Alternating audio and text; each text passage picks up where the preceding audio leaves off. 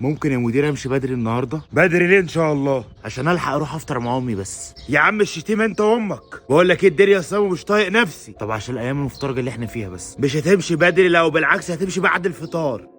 يلا امشي من هنا. حبيبي احنا النهارده هنفطر بره عشان ما عملتش فطار. ما طبعا عشان مش حاسه بحاجه ولا حاسه بالمصاريف. ايه ده في ايه؟ انت ست شتيمه. ده مش الصيام اللي انت صايمه ده.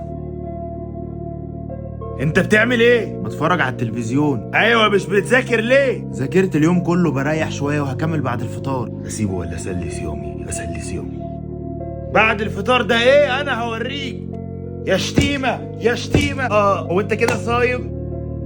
انا زعلان لحضرتك فطرت، عشان اكيد بعد الشتيمه والضرب ده حضرتك فطرت. استغفر الله العظيم يا رب، انا اسف يا ابني. في الصيام زي ما بتمسك نفسك في الاكل والشرب، لازم تتحكم في مشاعرك وتمسك نرفزتك، عشان اللي حواليك ملهمش ذنب. النرفزه والشتيمه والعصبيه ده مش صيام.